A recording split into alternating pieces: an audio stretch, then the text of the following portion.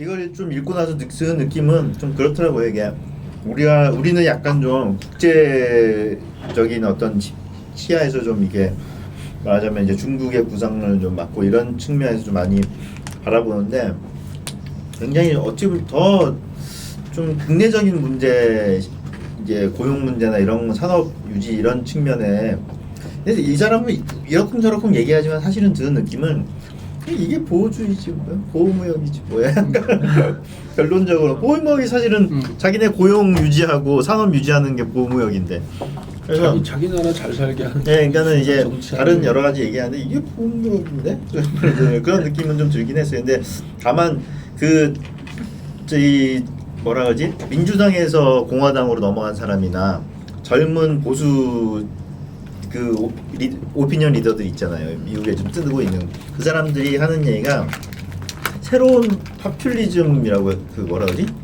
그 보수주의 파퓰리즘 뭐 그런 얘기를 하더라고. 그게 시대를 새로 연다는 그런 얘기를 할 때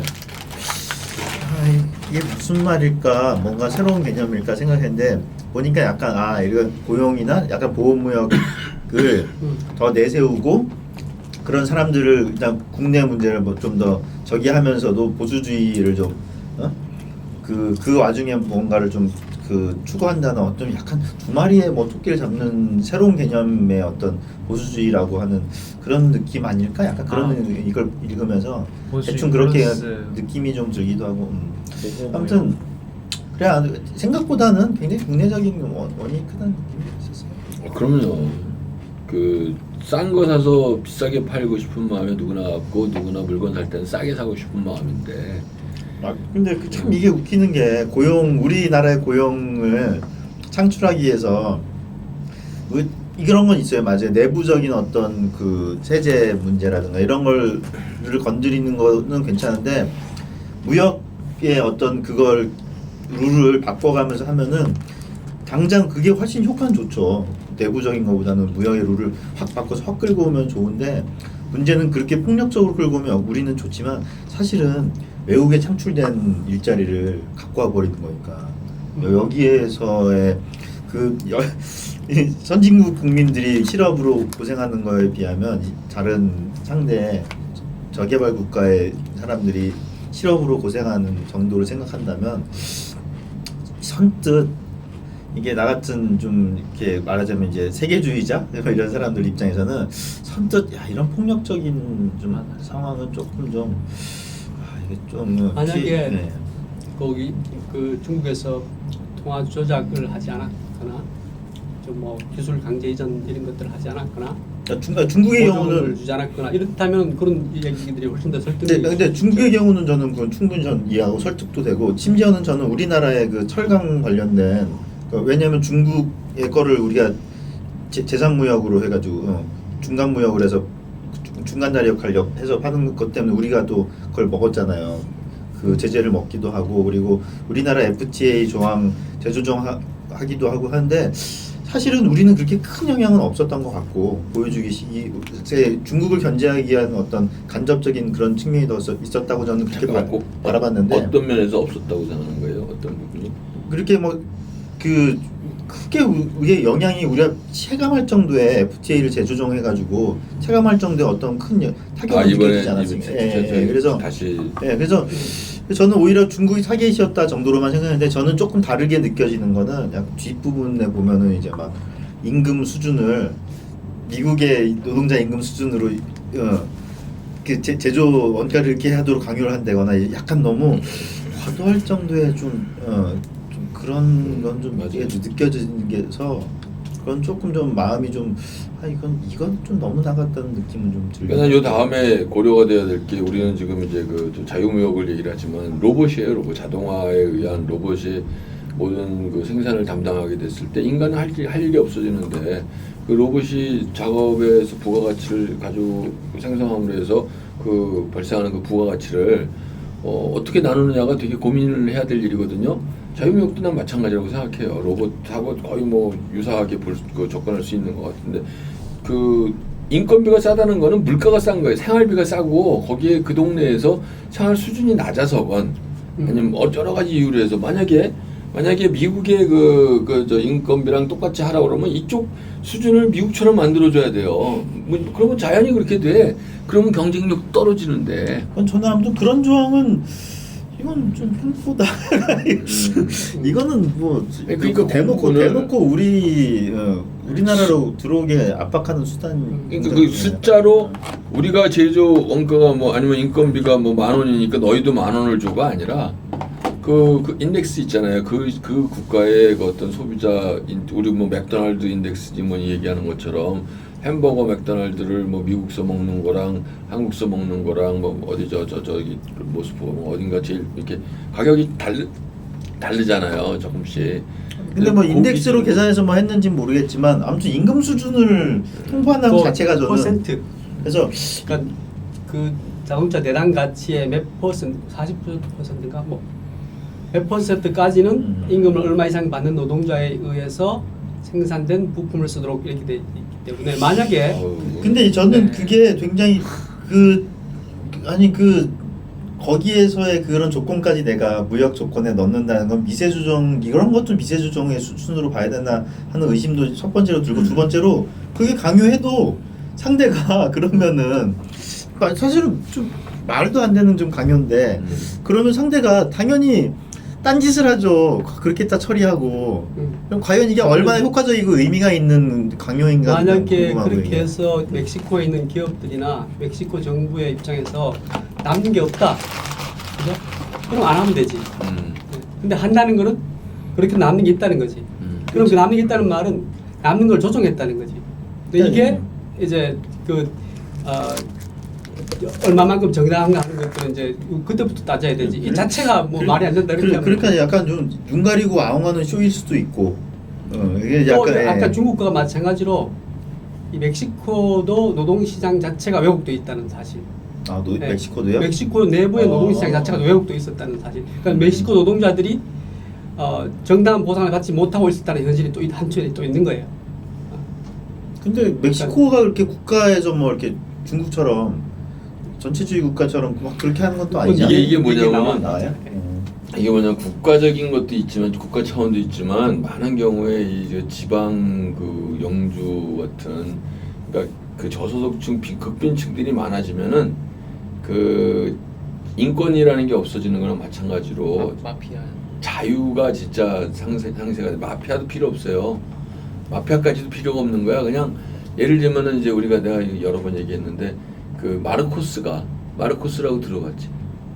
마르코스 필리핀 대통령으로 마르코스라는 유명한 독재자가 있어요. 우리가 알기로 독재자고 아주 부패한 사람이야. 그래서 우리나라보다 한때 잘 살았던 필리핀을 이렇게 만들어버린 그 비난받는 사람인데 그 부인이 그 사람이 축출됐어요. 저 시민혁명으로. 그랬는데 그때 축출되고 그 말라카냥궁이라고 대통령궁에 들어갔을 때 그 마르코스의 부인 이멜다가 그 갖고 있던 신발이 수천 켤레가 나온 거야. 그러니까 상상 뭐 백화점에 있는 거 이상으로 최고급 그 구두가 쫙 있어가지고 비난을 받았어요. 그만큼 사치를 했다고. 근데 뒤집어 생각하면 알뜰한 거 아닌가? 못 버리고 갖고. 근데 이제 그러니까 못 버리고 잘 이게 귀한 국민들의 세금으로 정수기 만든. 옷 하면 그 정도 될까? 그 정도 만약에 그러니까 집권하면 정수기는 그 이상일 거예요. 네. 그랬는데 그래가지고 잘 놔뒀다가 나중에 가격 오르면은 나라 어려울 때 쓸 수도 마르코스가 있는 쫓겨났어. 네. 대통령에서. 그래가지고 하와이로 마르코스도 가서 죽었어요. 그런데 중요한 건 이제부터야. 그게 87년인가 1987년인가 그래요. 그때 쫓겨났는데 그럼 지금 몇 년이야? 한 30년 전 얘기 아니야. 근데 마르코스 일가가 아직도 필리핀에 상원의원하고 국회의원하고 그 주지사하고 시장하고 이걸 다 하고 있어. 이멜다 마르코스가 최근까지 상원의원이었어요. 이멜다 마르코스가. 왜? 그 필리핀의 마르코스 일가가 장악하고 있는 게 루손 섬의 북부, 그리고 일로코스 노르테라 그러는데 북일로코스라는 지역인데 그 지역은 다 마르코스 땅이야. 그 필리핀이 그 자유민주주의 국가라고 하지만 사실 재산을 안 뺏었어요? 재산을 뺏을 수가 없지. 거긴 자유민주주의 국가니까. 우리도 자유민주주의 국가인데. 우리는 아니거든 이제. 다 뺏었잖아. 우리는 그게 아니더라고. 나 지금 얘기하는 게 독재 국가가 맞아. 우리나라는 저 헌법이고 법에 의한 지배가 아닌 나라야. 우리나라가. 아까 저 이명박 17년 뭐 때리는 거 보면서 야 이거는 진짜 독재 국가 맞다. 그 자유민주주의는 절대로 아니다 생각이 들었는데. 마르코스 일가가 일로코스 노르 때 그 지역의 모든 대부분의 영지를 갖고 있기 때문에 땅을 그 지역에 사는 사람들은 이 사람들이 안 뽑히면은 다 쫓겨나. 여기서 예를 들어서 저기 개표를 했는데 이멜다 마르코스를 안 찍은 사람이 많이 나왔어. 그러면 누가 안 찍었는지 모르지만 분명한 건 이 지역에서 안 찍은 건 그래? 니들 나가. 다 뺏는 거야. 영지를. 그럼 어떤 일이 생겨? 그 다음부터는 무조건 누가 나오건 마르코스를 찍는 거지. 그래서 이멜다 마르코스 아들, 딸, 뭐 얘네들이 시장 이걸 다 해요. 무슨 왕족 가문이네요. 왕족이야. 거기는 완전히 그래서 내가 봉건주의라고 하거든. 퓨더리즘이 거기는 아직도 거기 벗어나지 못하는 게 필리핀 같은데요. 투표권 확대 그 전제를 충족시키지 못한 채로 투표권을 확대한 거네. 그렇지. 경제력이 없으면은 사람은 자유롭지가 못하다는 게 나는 아주 그냥 100% 공감해요. 우리나라가 얘네들이 지금 지들이 민주화를 했다고 그러는데 나는 민주화는 지들이 한 게 아니라 얘네들 아각되고 거기에 저항하는 건 맞아. 근데 그 민주화가 이루어진 거는 대한민국 경제가 발전해가지고 이제는 먹고 살만하고 그 직장에서도 너 나 잘러? 그럼 내가 딴 데 갈 자리가 있어. 그러면 여기 저항도 하고 반항도 하고 뭐 이거 저거 하는 거예요. 노조도 만들고 하는 거예요. 근데 여기 잘리면 난 일자리가 없는데 어디 가도 뭐 그러니까 옛날에는 공무원 자리뿐이 없었던 거야. 일자리가 없으니까. 근데 일자리가 많이 늘어나니까 그 사회적인 그 민주화 흐름이 생긴 거고 거기 따라간 거지. 지들이 뭐 길거리 나가서 돌 던졌다고 저 민주화 이루어진 거 아니거든. 아무튼 거기도 멕시코도 약간 그런 측면에 그것이 그러니까 지역적인 이 거부들이 지역적인 이 저 영주들이 있어요. 약간 뭐 마피아도 있을 거야. 그렇죠. 근데 그런 그 힘에 의한 힘이 바탕이 재산이에요. 저기 돈. 약간 둘이 사실은 역사적으로 봐서도 사실은 둘이 잘 두 조건들이 다 이렇게 맞물려 돌아가는 거였죠. 마피아이면서 그 땅에 그 모든 주인들. 경제를 쥐고 있는 사람으로서 맞아요. 네, 경제도 쥐고 있고 또 안 되면 그냥 쓱. 그러니까 그 사람들은 일자리가 없는 거야. 옛날 지금 얼마 전에 내가 저기서 봤어요. 그 레이건 연설에 나오는 것 같던데 과거에는 20세기 초반에는 1 out of 5인가 그래. 5명 중에 한 사람이 농사를 지어야 먹고 살았어. 근데 그게 20세기 후반에 오면은 1 out of 20이에요. 한 사람 그만큼 그 효율이 올라간 거야. 그러면은 옛날에는 20명이니까 4명이 일해야 될 거 이제 한 사람만 일하면 돼. 그럼 3사람 뭐해? 딴 걸 해야 될 거 아니야. 농사 지면 안 돼요. 이 사람들은 이제 생산성이 떨어져가지고 오히려 먹고 살 게 없는 거야. 그러면 딴 걸 해야 되고 먹고 사는 거는 이 사람 혼자서 다 이제 만들어서 줄 수 있는 거 아니에요. 그러니까 그런 생산성의 향상이 그 멕시코에서 따라가지 못하고 있는 상태에서 일자리가 오니까 일거리가 미국에서 오니까 사람들은 저거 아니면 난 굶게 된 거야. 그래서 거기에 매달릴 수밖에 없는 거예요. 그러니까 돈을 조금 줘도 자기 농사 짓던 것보다 많이 주는 거니까. 일단 우리 다음 모델빌 한번 협상 사례였습니다. 역시 도갈식으로 딜이란 말을 많이 쓰더라고요.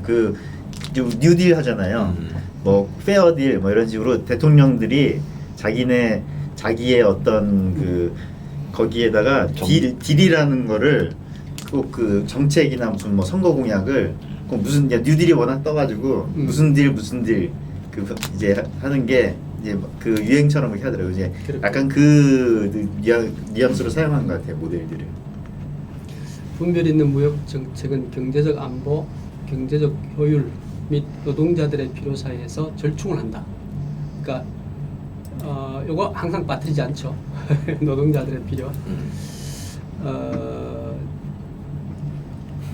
북미 자유무역협정을 다시 이제 협상을 할 때 그 당시의 상황을 설명을 하고 있습니다. 불균형했다고 파악을 하고 또 시대에 맞지 않았습니다. 이게 그리고 인기도 없었어요. 두 번째는 그렇다고 해서 이걸 원상태로 돌리는 데는 여러 가지 어려움이 있었습니다. 이런 상황에서 한편으로는 이 아래 위에 있는 교육들과의 무역을 보존하고 한편으로는 그 협정의 오류를 바로잡는 이런 그 어려운 일을 했다고 소개를 합니다. 우리는 특히 북미 무역의 30%를 차지하는 자동차 부분에서의 주요 불균형을 확인하는 데에서 시작했다. 그러면서 대부분의 자동차 공장이 멕시코에 세워져 왔던 내력들을 얘기합니다. 아까 말씀하셨던 그 임금이 너무 쌌기 때문이죠. 그리고 거기서 제조된 자동차들은 거의 미국에서 또 팔렸습니다. 근데 점차 이런 단순한 자동차를 만드는 데서부터 시작해서 나중에는 엔진이나 변속기 같은 고부가가치 부품들의 제조에 더해서 트럭이나 SUV 생산도 멕시코에서 이루어지게 됩니다. 그 결과 미국 자동차 산업이 3분의 1을 멕시코에 일자리를 이전하게 되는 그런 결과가 되고 개수로는 35만 개의 일자리, 멕시코 편에서는 43만 개의 일자리를 얻게 되는 그런 결과가 됐습니다. 근데 임금이 주도하는 이런 아웃소싱은 단순히 아담 스미스의 보이지 않는 손의 작동이 아니다. 제가 이거 바간주를 많이 쳤는데 그냥 좀 구체적으로 들여다봐야 될 것도 있을 것 같아서 임금 격차는 미국과 멕시코 사이에 존재하는 임금 격차는 멕시코의 노동협약의 부패가 만연한 결과라는 것. 거기서는 이름은 또 그럴싸하게 보호계약이라고 붙여놨는데 사용자들과 노조들 사이에 체결되지만 사실상 노조가 노동자들을 대표하지 못하는 그런 상황입니다. 그래서 애초에 나프타가 맺어질 때는 결과적으로 미국의 임금과 멕시코 임금이 수렴될 것이다. 이렇게 한쪽은 낮아지고 한쪽은 높아지고 해서 비슷하게 될 것이다. 이렇게 생각했는데 그렇게 되지 않았다는 거예요. 그렇게 안 됐고 사실은 멕시코의 임금은 지금 나프타가 맺어진 1994년보다 더 낮아요. 지금. USMCA는 멕시코에 대해 보호계약의 배제, 기초적 노조민주주의의 보장, 독립적인 노동법정의 설치를 요구한다. 그래서 이런 조치들이 멕시코 비즈니스 업계로부터는 싸늘한 대접을 받았어요. 이 사람들 이익을 침해하는 내용이었던 겁니다. 그런데 대통령과 그 정부로부터는 따뜻하게 수용되었다. 이렇게 소개를 하면서 이 조치의 적절성에 대해서 이제 말씀드리고 있습니다. 그렇게 해서 이런 조치들을 통해 가지고 결과적으로 미국 노동자들에게 해를 끼치는 규제 차익 거래의 한 형태를 제거하게 될 것이다.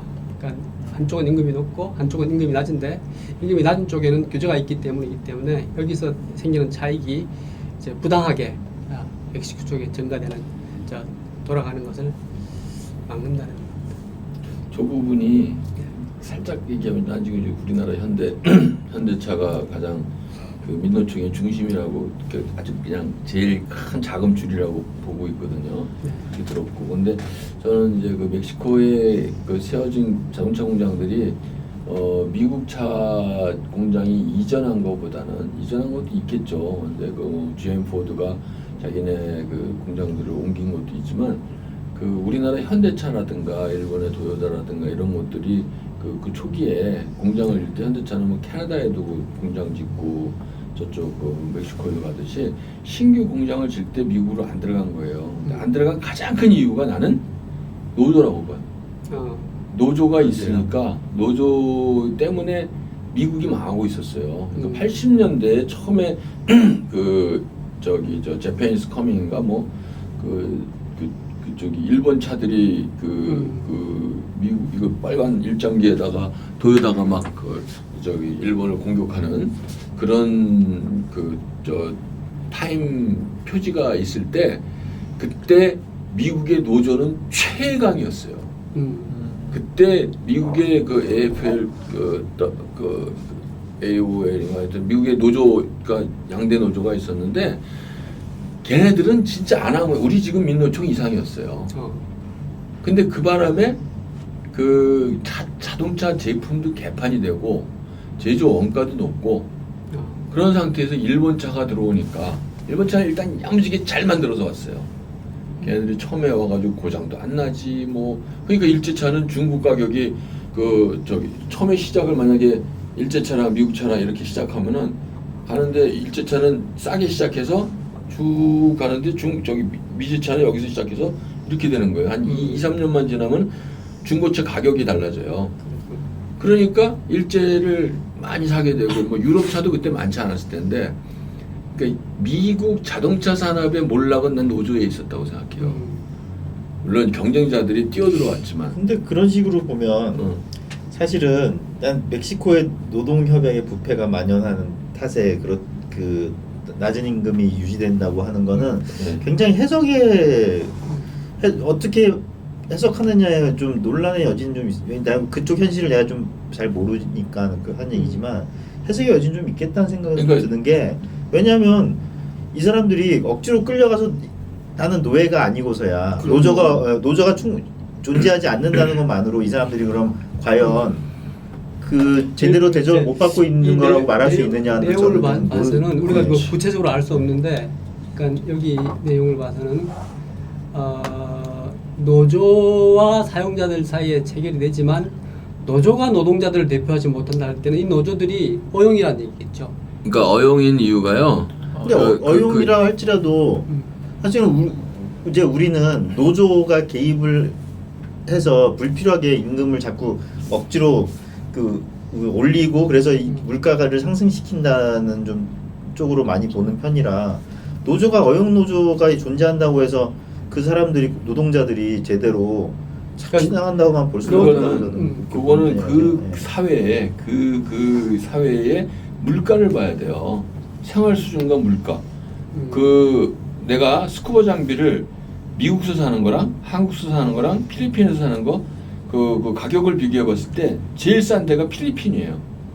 미국 시장에서 나오는 스쿠버 장비를. 이거는 공산품이고 미국 제품인데도 불구하고 한국이 제일 비싸고 미국이 두 번째, 그다음에 제일 싼 건 필리핀이에요. 그래서 내가 왜 가격이 이렇게 형성이 될까? 어차피 필리핀도 수입하고 한국도 수입하는 건데 왜 그러냐 했더니 두 가지인데 마케팅 비용이 한국이 더 비싸고 기대치가 한국이 더 비싸. 그 100원짜리를 팔았을 때 그래서 어떤 때는 1.5배까지 그 한국계 돼요. 미국은 자기네 그냥 파는 가격에 파는 거야. 근데 이게 필리핀에 갈 땐 싸져요. 오히려 미국에서 리테일 프라이스조차도. 나는 멕시코에서도 만약에 그 노동자들이 자기 만족스러운 임금을 다 받는다 하더라도 미국이랑 비교하면 현격히 낮을 거라고 생각해요. 그게 당연한 거야.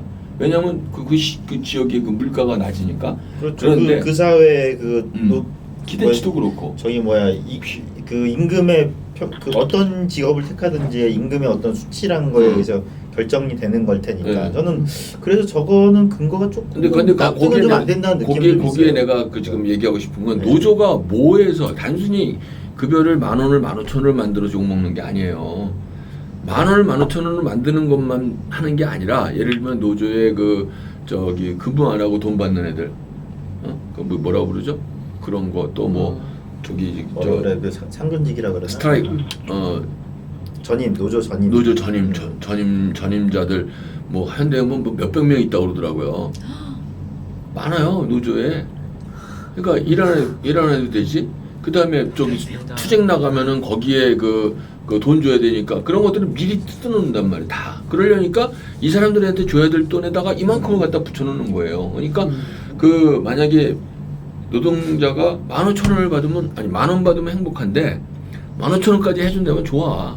근데 노조가 생김으로 해가지고 불필요하게 2만원, 3만원까지 만들어 놓는 거예요. 아니 저는 기업 그래서 입장에서. 문제의 원인은 미국 내에 있는 건데 오히려 그 무슨 그러니까 자기네들이 그걸 못 하고 있어서 계속 이제 저기가 그 비교 우위에서 떨어져서 자꾸 일자리도 사라지는 건데. 그래서 미국이 개조가 됐어. 그러니까 지금은 개선이 되고 한다면 이제 뭐 저기 하겠지만 근데 저것만 가지고 그러니까 중국이라면 저는 좀 이해가 가요. 왜냐하면 중국은 사회주의 국가니까. 근데 멕시코가 뭐 저 정도의 얘기만으로는 저는 사실 납득이 뭐 사실 내용을 잘 안- 우리가 모르니까. 아니, 그러니까 그죠? 삼성이 문호조 운영한 거랑 똑같아요. 나는 전략적으로 강제도 없었고. 그러니까 그렇다고 해서 삼성이라는 게 거기서 일하는 사람들은 그럼에도 불구하고 삼성 다 가려고 했잖아요. 그렇지. 그러니까 그게 나쁜 건 아니었죠. 당연하죠. 그런데 예를 들어 입장 바꿔 생각해서 미국이 아니 삼성에 노조 없으니까 너네 불공정이야 이러면서 무역적으로 이래버린다면 이건 당하는 입장에서는 야 이거는 좀 무리 이건 그치. 약간 그런 입장에서 저는 하는 얘기인 거죠. 맞아요. 그러니까 여기서 이제 이런 문제들을 그 개선하기 위해서 요구한 것들이 뭔가 하면은 보호계약이라는 거 배제하고 기초적 노조 민주주의를 보장해라. 그러니까 일반 노동자들의 의사가 노조 결정에 반영되도록 해라. 뭐 이런 것들 같은 걸 봐서는 뭐 미국이 자의적으로 해석할 수도 있지만 또 이렇게 또 볼 수 있는 먼 여지는 있었던 것 같아요. 근데 실제로 저건 좀 아까 그 나왔던 한 구절은 뭐냐면은 애초에 그 나프타가 처음 맺어질 때보다 지금 멕시코 노동자 임금이 더 싸다는 거죠. 그러니까 더 떨어졌다는 거예요. 그러니까 그게 뒤쪽에 보면 나오는데 3달러거든요. 자동차 산업에서요. 네. 자동차 산업은 근데 네. 없었다. 근데 저건 제가 더 참 좀 안 좋게 느껴지는 게 이거는 자꾸 이제 미세 조정이라든가 자국 우선주의를 넘어서 저건 사실은 그러니까 내정 간섭에 가까운 건데 그래서 저는 야 기업 저거는- 입장에서만 보면 네. 예를 들면 이 여러 가지 측면이 예를 들면 3달러 그 시급 3달러 노동자로부터 만들어 내는 그 제품을 그대로 미국에 수입하면 미국의 소비자들은 더 싸게 살 수 있는 가능성이 더 높죠 분명히. 네, 그러니까 지금 이게 맞아요. 이 자체가 좀 약간 억지스러운 건데 억지스러운 것을 정당화하는 논리가 있다는 거지. 그러니까 왜냐하면 이 사람이 지금 죽게 생겼다는 거지. 그러니까 이 사람이 지금 계속 얘기하는 건 뭐냐면 나중에 그 얘기도 나오는데 자유무역이냐 보험무역이냐 이런 식의 그 대립구도로만 계속 보려고 그러면 그거를 이 사람은 환원주의라 그래요. 사는 복잡한데 사은 복잡한데 이렇게 들여다봐가지고 이거 보험무역이네. 뭐 이거는 뭐 자유무역이네 이런 식으로 하는 걸 가지고는 현실의 복잡한 문제를 풀 수 없다는 거예요. 그렇죠. 네. 그렇게 따지면 그 얘기는 비판도 하지 말라는 얘기잖아요. 아니 이제 자기가 설명하는 거에 이게 내가 납득이 안 제대로 될지 안 되는 될지 또 더 두고 봐야 돼 사실은. 그렇죠, 몇 년도 맞아요. 가서 안 돌아갈 수도 있어요. 그러니까 어쨌든 지금 단계에서는 특정한 사람들의 불편한 삶을 지금 개선해 주겠다고 하는 거고 또 이 조치에 대해 가지고 예. 미국 상원에서 다 동의를 했어요. 90%가. 동의하겠죠. 근데 어떡하겠어요, 그거를. 저게 무슨 의미가 네, 있냐는 환원주의라는 용어를 만들어서 공격하는 거에 대해서는 그냥 아예 더 그건 좀 정말 문제가 있는 태도라고 생각을 근데 뭐 하는데 일단 뭐 이렇게 다음 일단은 얘기도 들어보고 궁금한 하죠. 건 저 임금이 왜 낮아졌을까 이게 궁금해요. 그건 나는 지금 짐작이 가는 게 네. 나프타 들어오기 전까지는 거기에 이제 해외 기업들이 많이 갔어요. 공장을 지었을 때 최초에는 이 멕시코에서 최고의 사람들을 이제 아주 그냥 어렵게 뽑았을 거예요. 그러다 보니까 좋은 조건을 줬어야 될 거고 나프타가 되고 난 다음부터는 미국의 공장들이 그 새로 질 때 멕시코로 많이 갔어요. 많이 가면서 그 뭐랄까 그 희소성이 좀 줄어들고 그 사람들도 이제 거기에 준비를 많이 하고 그러지 않았을까 싶어요. 이게 그 지금 나프타 이후에 자동차 산업, 자동차 공장이 확 늘어났을 거거든. 그러니까 사람도 많이 필요했을 거예요. 그러면 근데 그 사람들이 필요하니까 여기서 처음에는 그 공부를 하고 준비를 한 사람이 없었는데 이때 되면은 너도 나도 다 여기 가려고 일할 수 있는 사람이 늘어난 거예요. 그거 말고는 일자리도 없는 데다가 그랬을 것 같아. 그 전에는 생각도 안 어떻게 보면 하고. 잘 대처를 하는 거네. 맞춰가지고 산업 기반도 올라온 거고 멕시코 입장에서는 되게 좋은 거예요. 고맙고 하는 건데. 그 전에는 공장들이 없으면은 사람들이 공장 갈 생각, 필리핀에 가잖아. 필리핀 여자들은 대학 졸업하면 일자리가 많아요. 뭐 저기 식당에서도 일할 수 있고, 저기 저 웨이트레스로. 근데 남자들은 대학을 졸업해도 갈 데가 없어. 그래서 필리핀 남자애들이 되게 물론 이제 뭐 통신 전화회사에서도 일도 하고 은행에서도 일도 하고 뭐 많아요. 근데 공장에서 일자리가 없는 거예요. 공장이 없으니까 아예. 그러다가 이제 우리 거기 걔네 산단에 LG 백색가전 들어가고 삼성도 들어가서 그 가전제품 필리핀 애수용 거 하는데 몇 명이나 쓰겠어. 그러니까 학교 공부를 할 때도 얘네들이 그 공장에 가서 일할 생각은 안 하고 어떻게 보면 호텔에 가가지고 호텔 웨이터로, 그것도 또 뭐 몇 개월 6개월인가 이러면 정규직으로 전환돼야 되니까 잘라. 우리나라랑 똑같아요. 비정규직으로 계속 있다가 그 연속 못하고 잘렸다가 또 가고 하는. 근데 그 자리도 없으니까 그거를 집중해서 일자리를 준비를 해요, 대학에서. 그 다음에 하여튼 남자애들은 일할 게 없어. 여자들은 그래도 여러 군데 서비스 분야에 일을 할 게 많아요. 그러니까 그럴 때 만약에 누가 와가지고 자동차 공장을 필리핀에다 지면은 뽑아 쓸 사람이 없는 거예요. 그 준비된 놈들은 몇 명이 안 되지만 그 임금을 많이 받고 들어가는 거지. 귀하니까. 그랬을 것 같아. 그래요. 하여튼 뭐 힘들어. 그런 여러 가지 여기까지 했죠. 네. 여기까지 했고 그다음 좀 더 구체적으로 나오는데 USMCA는 또한 자동차 부분에서 무역을 규율하는 원산지 규정도 점검한다.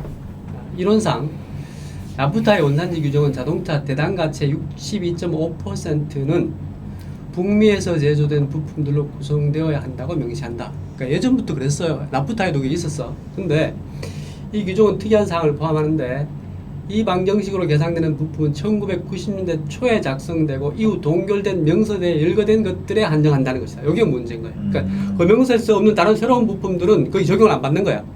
그래서 결과적으로 자동차는 발전하고 많은 고가 부품들이 출현했는데 예를 들면 계기판 전자장치나 내비게이션 시스템 같은 것들이 거기에 계산되지 않았다는 거죠. 그래서 가치 절반 이상이, 그러니까 실제로 말하면 여기 60 몇 프로 되지만 사실은 50% 이하가 되겠죠.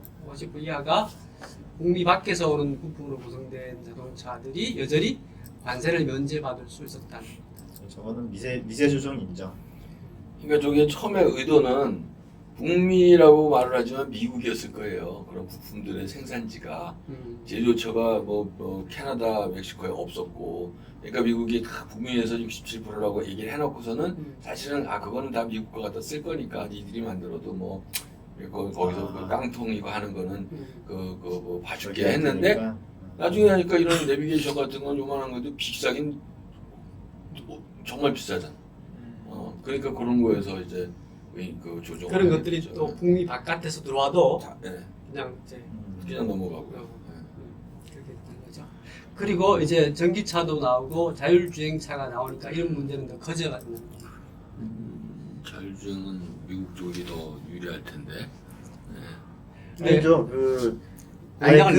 자율주행도 되게 여러 시스템이 있으니까 아예 거기에다 자율주행 고만 얹어서 하는 걸 또 시도하는 것들이 있으니까 앞으로는 이제 그런 부품만 이식하는 시기에 되면 이 자율주행 그 시스템 비용이 되게 비싸지고 있잖아요, 점점. 그러니까 그렇게 따지면은 저거는 좀 문제 있다고 제기할 만해요. 이게 자율주행에서 제일 중요한 게 센서잖아요.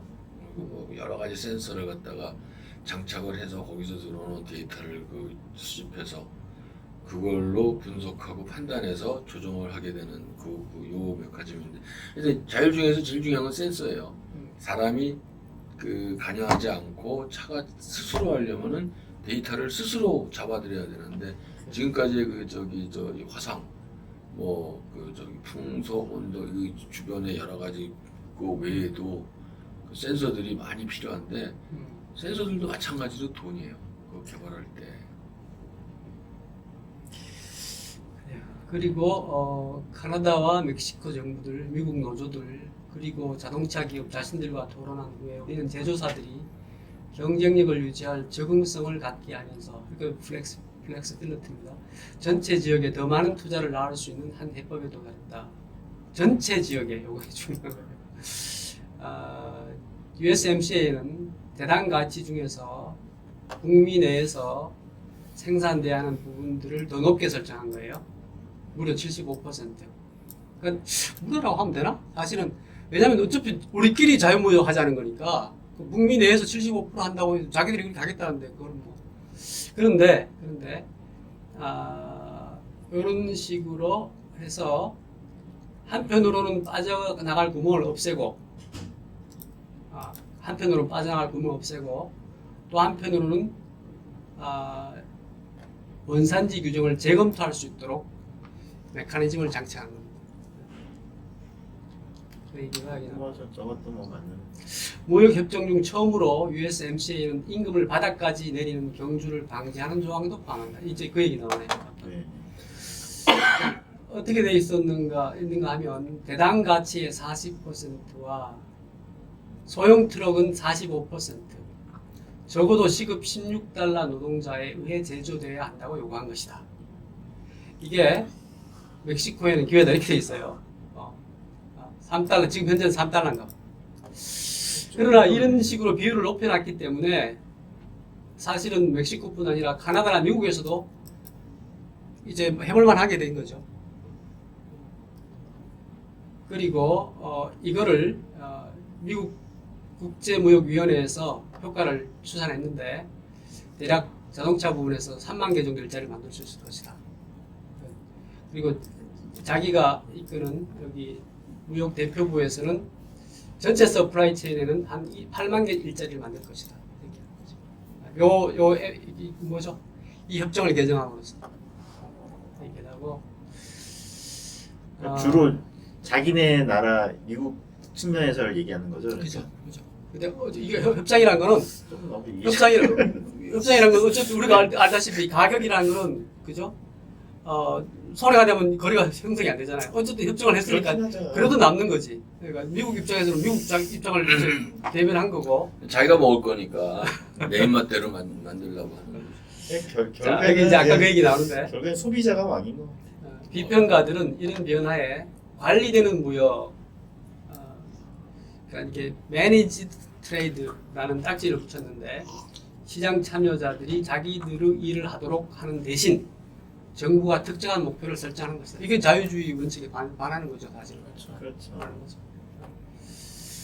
그런데 이제 거기 이제 변명을 하겠죠. 원산지 규정은 원래 다 있다. 자유무역 법정에 그런 게 없는 게 어디 있냐? 다 있는데 이전 것하고 차이가 있다면은 이전 거는 안 돌아갔는데 이건 돌아가도록 만든 거다. 그 차이밖에 없다. 그래서 협정의 이익이 카나다, 멕시코, 미국으로 가게 하고 다른 국가로 가지 않도록 보상한 거다. 왜냐면 바깥에서 들어오는 것들을 허용하면 또 제3국이 이득을 보게 되잖아요. 그렇기도 하네요, 진짜. 프리라이딩을 좀 없애자. 이게 아마 타겟이 중국과 EU 같아요. 네. 그래서 다른 국가들과 협상해서 인간을 제어하게 될 것이다.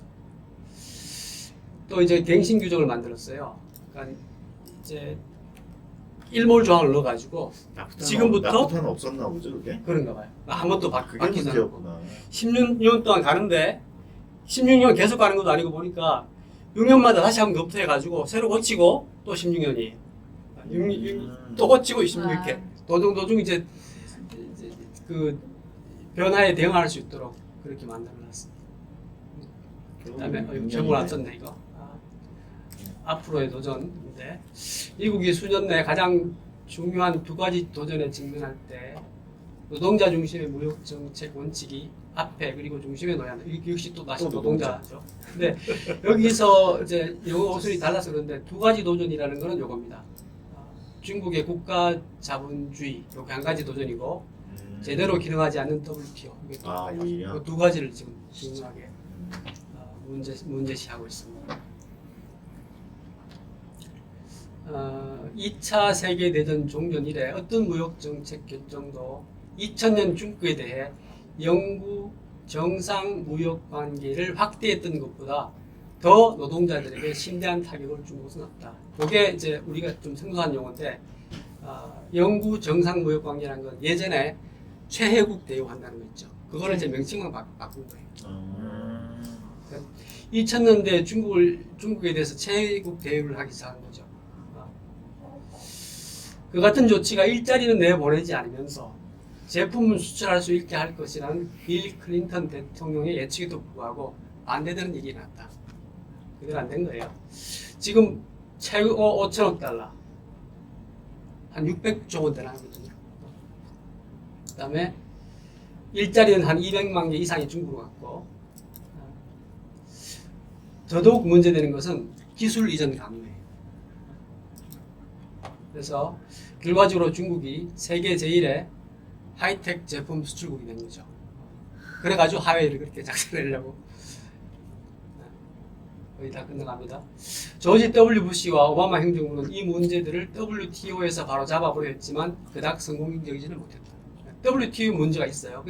어떻게 했는가 하면 이 사람들은 거기서 해결할 수 있는 것은 거기서 해결하고 거기서 해결할 수 없는 것은 국내법으로 해결했습니다. 그리고 여기 마지막 대목에 중국의 시장 왜곡 관행의 혜택을 받는 중국 기업들에 의해 생산된 제품들을 면밀히 확인하여 그 제품들의 25% 관세를 부과했다. 그 다음에 그러나 우리는 협상을 통한 해결에 여전히 열려있다라고 말하면서 협상을 통한 해결의 한 사례로 중국과 1단계 합의 1월달에 있었던 것을 논의합니다. 요게 제대로 되면 강제 기술 이전 중지되고 통화 조작 방지하고 지적 재산권 보호를 강화합니다. 그리고 다수의 비관세 장벽을 제거한답니다. 요게 처음으로 명문화됐고 이런 것들이 이행되는 과정에서 발생할 수 있는 분쟁을 해결하는 메커니즘도 거기에 장착을 했습니다. 가장 중요한 그런데 협상에 대해 반사적이고 당파적인 비판들이 자주 관거하는 것은 트럼프 행정부는 거의 모든 하이테크 제품들을 포함한 중국의 대미 수출품 절반에 대해 25% 관세를 유지함으로써 중국에 대한 압박을 계속하고 있다는 점. 요거는 이제 그동안의 강제적 기술 이전, 시장 왜곡적 보조금을 통해서 얻은 불공정한 이득들을 상쇄시키겠다는 목적이에요. 지금부터 바로 잡는 거 가지고는 안 되고 이 사람들은 지금 여태까지 해왔던 것도 내가 상쇄하겠다 이런 식의 지금 태도로 나가고 중국한테만. 네. 그 다음에 1단계 이후에 2단계가 있을지는 중국이 1단계 조항들을 준수할지 그리고 중국이 자신의 국가 자본주의 모델을 근본적으로 변경할 용의가 있는지에 달려있다. 이거 안 하면 그냥 계속 가겠다는 얘기죠. 그냥 뭐 WTO 얘기를 하고 있는데요. 이게 많은 국제기구들이 그렇듯이 WTO도 원래 임무로부터 이탈했다. 원래는 무역 규칙을 협상하는 장으로 기획되었으나 주로 소속 모임처럼 되었다. WTO의 분종 해결 절차는 7인 항소체가 이끌었는데 이 항소체는 자기 자신을 자유무역 보통법의 보급자로 여기기에 이르렀다. 그러니까 이 사람들이 독자적으로 자유무역 진흥을 위한 역할들을 적극적으로 하기 시작한 거예요. 그러니까 이게 결과적으로 미국으로서는 불공정 무역 관행과 싸우고 일자리를 지키는 걸 어렵게 한다. 중국 영향력이 상당히 여기 또 작용을 했어. 그래가지고 트럼프 행정부가 이게 WTO의 새 인사를 이렇게 동의하지 않았어요. 그래가지고 실질적으로 2019년 12월에 이 WTO가 기능을 멈췄습니다. 미국은 WTO의 분쟁 해결 절차가 회원국들의 균형적이고 또 노동자 중심적인 무역 정책을 추구할 수 있는 융통성을 보장할 수 있다는 것이 분명할 때까지 항소체를 소생시키거나 다시 제자리에 두려는 어떤 메커니즘에 동의해서도 안 된다. 단단히 작정하고 있습니다. 이런저런 도전들에 맞설 때 앞으로 나아갈 수 있는 길은 1990년대의 개방과 클린턴 때 1930년대의 장벽, 이거는 아마 그 뉴딜리 때 이 무렵이죠. 그 가운데 어디쯤에 놓여 있다. 융통성, 실용주의, 과거의 관행을 끊을 용의, 그리고 때로는 국제 엘리트들에게 인기 없는 입장을 취할 용기 등이 요구된다. 자유무역대 보호주의라는 진보한 환원주의적 패러다임을 피해야 한다. 이렇게 얘기를 하면서 결국 USMCA는 하원과 상원 양쪽에서 90%의 지지를 얻었다. 마지막입니다. 이 강력한 합의는 지속되어야 한다. 깊이 보유한 가치에 뿌리 내리고 있기 때문이다.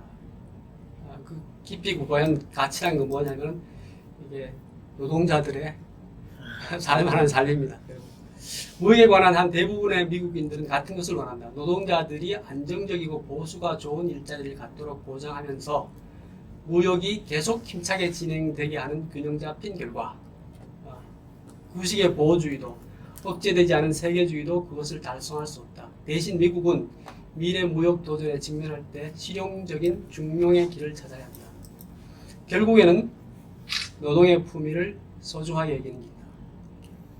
마무리 짓고 있습니다. 뭐 노동자 중심이란 말이 핵심적인. 근데 그 약간 여기서 얘기하는 그 세계주의 뭐 그 WTO가 흔히 멈추려는 게 약간 자유주의다 이런 식으로 이게 혼동할 수도 있겠네요. 그러니까 자유무역주의. 왜냐면은 뭐 중국한테 제재를 가하는 건 자유무역이 아니지 않느냐. 네. 그 이런 식으로 WTO가 주장을 이제 했을 거예요. 자유주의가 반대하는 세계화는 현실적이지 않은 세계. 그러니까 예를 들어 우리가 이런 거 이제 그 아까도 잠깐 말씀하신 것처럼 투표권 같은 거를 자유주의는 모든 사람이 모든 투표권을 동등하게 갖기를 원하는 것처럼 여기 느끼잖아. 현실에 기반하지 않으면 안 되는 거야. 아까 얘기한 것처럼 어디 대농장에 소속돼 있어서 이 사람의 투표권이 응?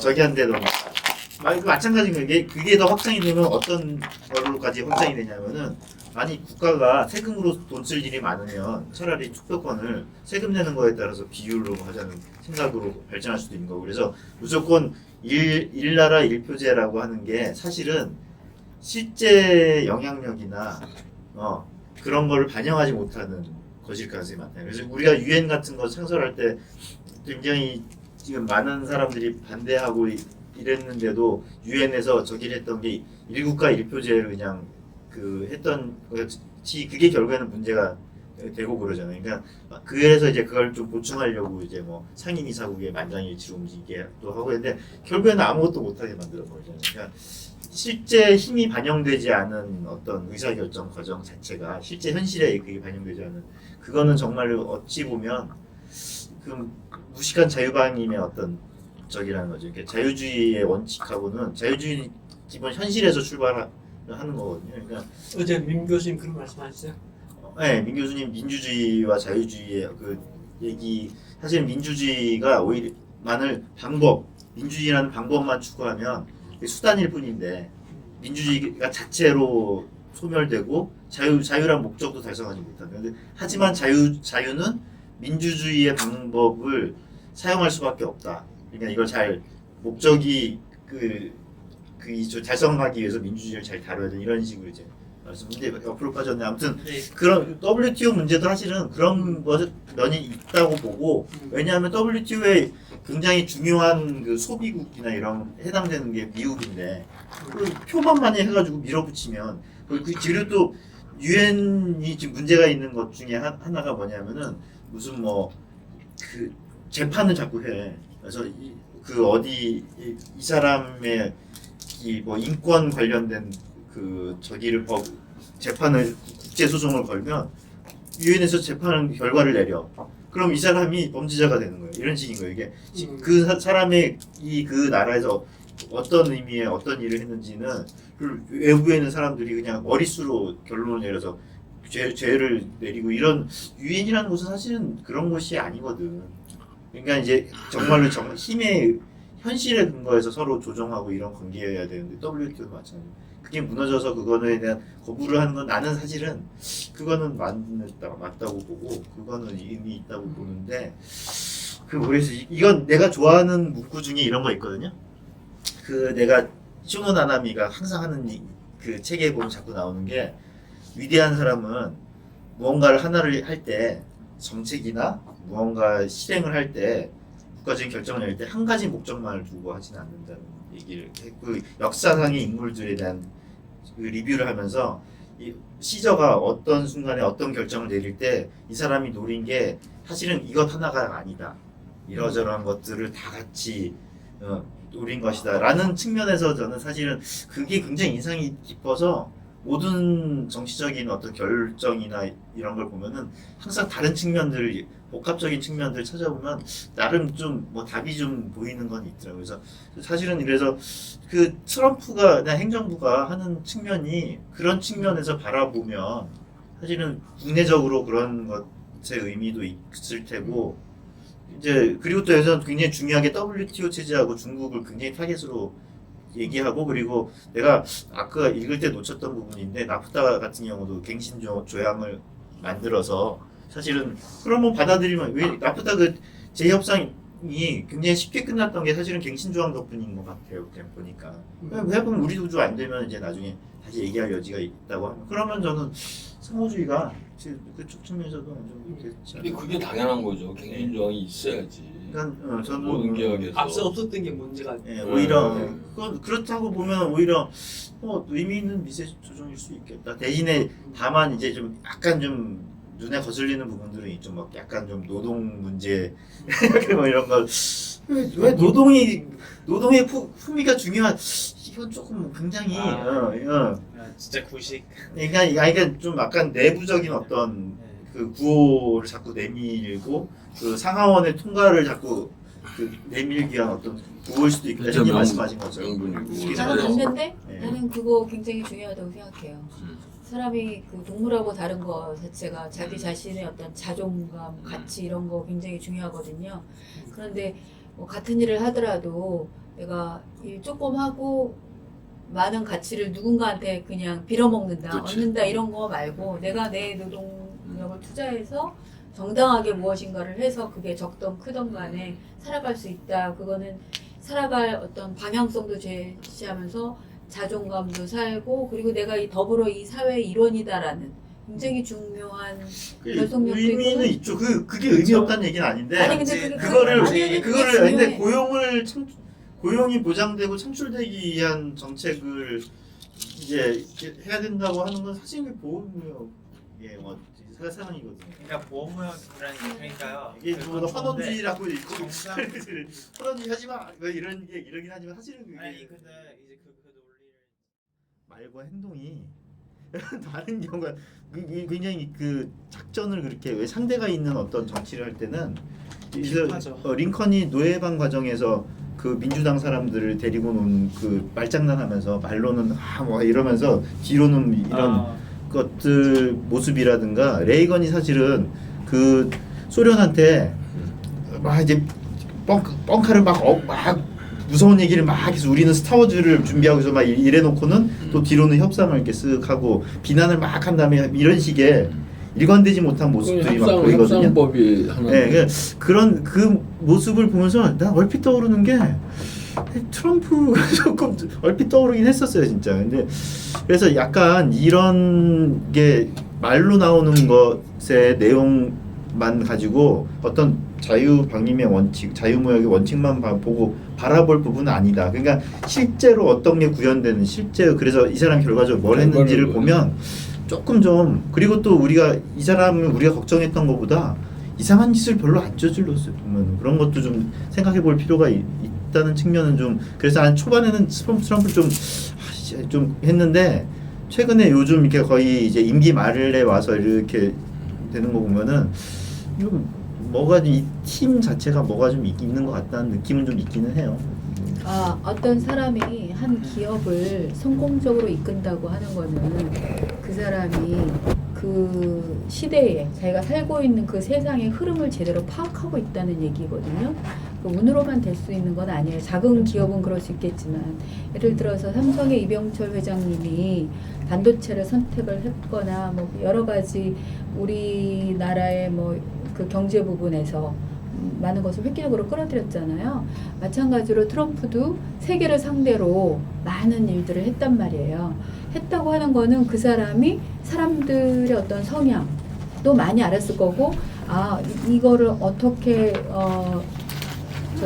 협상을 해야 되는지, 그 협상이라는 거에 대해서도 노하우가, 근데 사실 그게 작은 기업의 협상이나 나라 간의 협상이거나 사람과 사람 간 그 기본은 같다고 생각하거든요. 그러니까 이 사람은 뭔가 목표를 두고 이러저러한, 아까 그게 뭐 다른 표현으로 따지자면 뭐 이상한 짓이라고는 하지만 제가 생각할 때 이 사람은 오히려 목표가 더 확실하기 때문에 이러저러한 일들을 이렇게 톡톡 걸어나갈 수가 있는 것 같아요. 그래서 나는 다른 어떤 사람보다, 그냥 막 정치가로서 막 얘기만 이렇게 했던 사람보다 나는 지금 이분이 하고 있는 게 더 신뢰가 가요. 뭔가 기대가 되고 하는 일에. 그래서 약간 그래서 이게 참 문제인 게, 이걸 평가할 때 이 논리 자체에 대한 평가랑 이 맞아, 논리를 맞아. 그 사회에서 구현시키는 그거. 그러니까 이 논리 자체의 그 옳고 그름과 그거를 선언문에 실는다든지 뭐 협상할 때 얘기를 한다든지의 그 행동 자체를 평가할 때는 서로 기준이 많이 다른데, 그거를 혼동하지 않는 게 정말 중요해요. 그게 나는 그게 그 사람들에게 보수주의 파퓰리즘이라는 새로운 파퓰리즘이라는 얘기가 이런, 생각해보면 링컨도 레이건도 어마어마한 대중적인 인기를 가진 사람들이었거든요. 미워한 사람들은 엄청 미워했고, 링컨도 그렇고 레이건도 그렇고 총 많이 맞잖아요. 미워한 사람도 많았지만, 그러니까 약간 좀 비슷하다는 느낌은 좀 들긴 했어요. 그러니까 뭔가 이렇게 상황을 전환하는 그 사람들이었잖아요. 다. 그러니까 그 사람들은 어차피 좀 뭐라 그러지, 좀 그 일관돼 보이지 않는 그 자체적인 모순 같은 것들을, 모순적인 모습, 어차피 상황이 바뀌어야 되는 상황이라면, 그래서 그런 면으로도 바라볼 수도 있겠다는 생각은 드는데 모르겠어요. 아무튼 그 정도 좋게 보면. 그리고 또 한 가지 좀 재밌었던 거는, 또 마침 어제 오늘 WTO 유명해. 예, 그 미국이 한국을 밀었단 말이야. 자기가 WTO 체제를 박살내려고 한 사람이. 근데 딴 사람들은 합심해가지고 어디 나이지리아인가 거기를 밀려고 막 이제 하는데, 말하자면 내가 보기에는 그쪽은 약간 중국 쪽인 것 같다는 느낌도 들긴 해요. 그래서 아프리카. 근데 우리나라 저길 또 내밀었단 말이야. 그러니까 우리나라는 이게 한 번에 한 가지 목적을 달성하는 게 아니고 한 번에 여러 가지 목적을 달성하는 거예요. 한국을 자꾸 한국이 떨어져 나가니까 밀어주면서도 결국에는 자기가 밀었지만 달성이 되든 안 되든 실패를 해도 한국에 뭔가를 얻는 게 있는 거예요. 미국 입장에서도 그렇고 한국 입장에서도 명분도 없고, 한국 입장에서도 어떻게 미국을 비난할 그것도 못 얻는 거. 그리고 또 한 가지 재밌었던 게, 저는 그 한미 연합훈련 북한이 원해가지고 밀었잖아요. 근데 우리나라가 그 전시작전권을 미국에서 가져오기로 할 때, 그 이제 우리가 작전 능력을 검증하는 그걸 작전하는 걸 이제 보이고 검증받고 이제 가져오는 걸로 했는데, 재밌는 게 트럼프가 북한 말 들어줘가지고 그 한미 연합 훈련을 안 해버렸더니 그걸 검증할 훈련을 못하게 한 거예요. 그러면은 전시작전권을 너네 검증이 안 돼서 못 넘겨준다 해버리면은 할 말 없어진 거야. 그러니까 이게 다 그거 보고, 결과적으로 보고, 야, 트럼프가 굉장히 좀 즉흥적인 사람이 아닐 수도 있겠구나. 이게 다 계산하고 있는 거예요, 사실은. 그래서 언제나 이 바뀌는 상황에 따라서 그 태도를 바꿀 수 있는 씨앗을 그래서 계속 심어놓고. 사실은 그 즈음부터 다시 한번 돌아보기 시작했던 면은 좀 있어요. 그래서 근데 아무튼 요 나오는 내용의 요 메시지나 문구나 이런 거는 굉장히 좀 받아들이기 힘든 표현들은 좀 있긴 한데, 좀 이렇게 담겨 있는 어떤 조항들을 보면은 꼭 그렇지만도 않게 하는 느낌은 좀 있더라고요. 아까 이제 위대한 일을 한 사람들은 한 가지만 생각하지 않는다 그랬잖아요. 나 그 얘기 들을 때 그 생각이 들었어. 세상 일이라는 게 되게 복잡하기 때문에 어떻게 한 가지 문제가 그냥 따로 떨어져서 존재하지 않거든. 이게 서로 엮여 있어요. 근데 위대한 일을 한 사람들은 뭐냐면, 나는 그렇게 생각해. 자기가 여러 가지 복잡하게 생각 안 해. 제일 중요한 거 한 가지를 딱 생각하고 요거를 개선하기 위해서 최선의 방법을 찾아서 가는 거예요. 그게 이제 그 뭐 저 링컨의 경우에는 노예방을 통한 그 저 뭐 산업화의 그 달성이고, 뭐 레이건은 군비 축소 하고 좀 미소 경쟁 거기 그 집중을 한 건데 결과적으로 소련이 무너져 버렸잖아. 그래서 나는 레이건이 소련 망가뜨리려고 했다고 생각 안 해요. 그리고 지금 근데 소련 레이건은 50년대부터 소련은 무너뜨릴 수 있다, 무너진다고 얘기했던 사람이에요. 그 사람. 그렇지만, 네. 그러니까 하여튼 저 지금 내가 얘기하는 건 뭐냐면 레이건이 그 스타워즈하고 막 그때가 공교롭게도 내가 마침 이제 미국에서 그 정착 할 때라 많이 자료들을 보고 그랬는데 레이건 정책에서 그 키는 어떻게 하면 소련에 대한 우위를 회복하느냐, 다시 찾아오느냐였지. 그 특히 우주 전쟁이라는 데서 그 소련을 망가뜨리겠다. 나는 의도했다고 생각까지 안 해요. 거기 따라온 게 결과로 하여튼 내 얘기 포인트는 지금 하려던 게 뭐냐면 위대한 사람들의 위대한 결정은 그 사람이 생각한 그 시대의 가장 중요한 부분에 집중이 되어 있고 그 집중된 그 문제를 해결하는 그 방법이 효과적인 게 되면은 자연스럽게 얽혀져 있는 여러 가지 다른 거에도 영향을 주고 그 결과 거기서 새로운 변화가 생기고 그 변화를 후대 사람들이 평가하고 분석하다 보니까 이 사람이 맞아 떨어졌어. 이것도 이렇게 생각해가지고 한 거네. 근데 잠깐 이거 듣는 사람들은 우리가 갑자기 결론이 트럼프가 위대하다고 하는 것처럼 하는데 트럼프 아니대요 그 사람들. 트럼프는 나는 트럼프는요. 근데 뭔가 전환점을 만드는 거란 느낌은 좀 있기는 한데 그게 좋은 건지 나쁜 건지 아직 잘 모르겠지만. 그렇죠. 사실은 트럼프는 지금 대통령으로서 이전에 나는 그 사람 40대 때 초반에 트럼프가 이제 이 주류 사회에 드러났을 때 트럼프 아버지도 개발업자였지만 그렇게 잘 나가는 사람은 아니었어. 이름이 멋져서 트럼프지. 그런데 트럼프가 처음 내가 이제 86년, 87년에 미국에 처음 가가지고 그때 이제 트럼프를 알게 됐어요. 어떻게 알았냐? 카지노에 가서 그 라스베가스 트럼프 알게 됐어요? 아니 트럼프 타워라는 게 트럼프 플라자가 있고 트럼프가 여의도에 있잖아. 아니 여의도에 그거 트럼프 알고 그때만 있는 해도 트럼프 알고 그런 식으로 있는 따지면 난 트럼프 카드 게임 저기 게임제 말하는 아니 그러니까 진작에 말았지. 나는 예. 트럼프 우리나라에 트럼프 타워가 그때 있었어요. 아니야. 그 대우에서 한 거 아니야? 아니야. 그러니까 대우 그때는 건설에서 없고 내가 트럼프. 94년에 왔을 때 있었다. 근데 어쨌거나 나는 카지노에 가니까 트럼프라고 써 있어. 야, 얘네들은 카지노에 트럼프라고 써. 근데 그게 사람 이름인 거야. 그래서 내가 처음으로 트럼프라는 사람을 알게 됐는데 우리가 그럼 트럼프 카드라고 하는 게 사실은 그거 보고 우리가 트럼프라고 그렇게 된 건가? 아니야. 원래 원래 트럼프라는 트럼프는 카드가 있고 카드가 있어? 근데 근데 원래는 그냥 플레잉 카드라고 플레잉 카드고 그러는데 그러는데 우리는 플레잉 카드가 안 하고 트럼프라고 그러잖아. 사람 브랜드가 들어간 거 그럴 수도 아닐걸요? 있는지 모르겠는데 그거는 난 전혀 들어본 적 트럼프랑 게임이 없고. 있어서 아니 그런가? 근데 워낙 영어에는 겹치는 사람 이름이라고 뭐 막 그런 게 많아요. 막 우연의 일치일 수 있겠네. 레스트 네임을 질 때 뭐 이상한 이름들이 많아요. 일본도 그렇고 네. 뭐 다들 처음에는 성이라는 게 없잖아요. 인도네시아 가면은 뭐 베이커, 퍼터 이런 거. 아버지 이름을 아들이 성으로 써. 그러니까 허양의 아들은 양 유론이 되는 거야. 네. 양유론. 좀 이상하다 그거. 그러면 근데 진짜 유론의 아들은 유론 유론 종상 뭐 예를 이렇게 들어 되는 이거죠. 거야. 아버지 이름이 아니 그게 전부가 다 그런 게 아니라 인도네시아의 어떤 집안에서는 성을 라스트 패밀리 네임이 그래서 라스트 네임 패밀리 네임 두 가지 그 호칭이 있는 게 라스트 네임이 꼭 패밀리 네임이 아닐 수도 있는 거예요. 그냥 아버지 이름. 아버지 이름이 이거 자기 아버지가 누군가만 알리는 거. 그리고 어떤 데는 그 지역은 명이 짧은가 보다. 할아버지가 없으니까 그게 가능하지. 아니지 할아버지가 손주랑 저기 갔을 수도 있고. 아니지. 애매하잖아요. 이름이 이름이 두 개니까 요게 이렇게 되니까 할아버지가 일로 올 수도 있지만 그렇게는 안 돼. 그런데 여기 또 뭐가 있냐면 성이 아예 없는 데도 있어. 그러니까 성이라는 게 우리가 알고 있는 아버지의 이름을 따라서 이렇게 가는 이 성은 그러니까 우리의 문화일 거고 우리 그렇죠. 문화일 뿐이고 미국의 라스트 네임도 초창기에 내가 듣기로는 뭐 노예들이 해방되면서 왜 노예들이 다 백인성을 많이 갖고 있잖아요.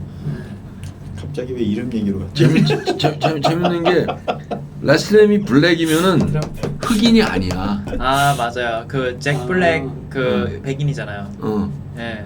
근데 라스트 네임이 화이트면은 백인이 아니야. 흑인, 예 봤어요. 흑인의 이름 미스터 와이 그 화이트 사전트 화이트인 거 봤어요. 근데 왜 그러지 진짜? 근데 아니, 왜 그- 이 얘기로 왔어요? 맞습니다. 원래 하던 모르겠어요. 얘기 아, 뭔 그게 얘기죠? 아니 트럼프 얘기 아까 내가 네, 하던 거가 트럼프. 저기 있는데 트럼프 이름이 왜 라스트 네임이 저 트럼프가 되는지 난 모르겠지만 내가 모르는데 어떻게 이렇게 아니야 얘기하는 거야? 갑자기 딴 얘기를 하고 있었잖아. 통과. 트럼프의 목표는 네. 그때부터 나는 그렇게 생각해요. 번영이에요, 번영. 자기 아버지가 했던 그 건축업을 트럼프가 물려받아서 그거를 일군 이 성장시키고 발전시키는 거가 그 사람의 지상 과제였고 그걸 지금까지 끊임없이 꾸준하게 해왔어. 물론 중간에 망한 적도 있어요. 완전히 맞아요. 뱅크럽 돼가지고 그럼 트럼프가 굉장히 국수주의적이고 그런 사람인데 그 팀이 굉장히 똑똑한 사람들이 다 붙어가지고 그렇게 좀 구현을 한 걸 수도 있겠네요. 정책적으로 나는 그 폼페오 같은 사람들이 대단한 사람이라고 생각하거든요. 그 사람 보면은 뭐 트럼프랑은 전혀 결이 다른 사람이야. 격이 있어 보이지. 그런데 그런 사람을 딱 갖다 놓고 진짜 모르겠는데 폼페오. 그냥 뚱땡이 아저씨 같은데. 이미지가 그래도 뭐 그 육사 수석하고 그런 사람이잖아. 격이 그 모르고 있어 보니면 보이고. 뭐. 근데 아니 참 그 뒤에 그 뭐 반박에 재반박 그것도 있다면서요. 그거 이제 아니 내가 지금 그거 여기는 되게 되게 못 궁금해지는데요, 듣는데 그거 진짜? 얼핏 내가 이게 그 사이트 내에 라이트 하이제 경력에 대한 소개가 있나 싶어가지고 누르니까 네. 이 사람이 쓴 그 기사가 쭉 나오는데 요번에 기사가 다음 기사가 또 있더라고. 최근에 좀 더 최근에 쓴 기사가 있는데 그 기사가 아마 반박에 대한 재반박 아닌가 이런 보고 싶네. 그 뒤에 또 업데이트된 근데 다른 그게 이제 얘기가 있으면 좀 보고 싶네요. 안 열려가지고 물이 이렇게 많아.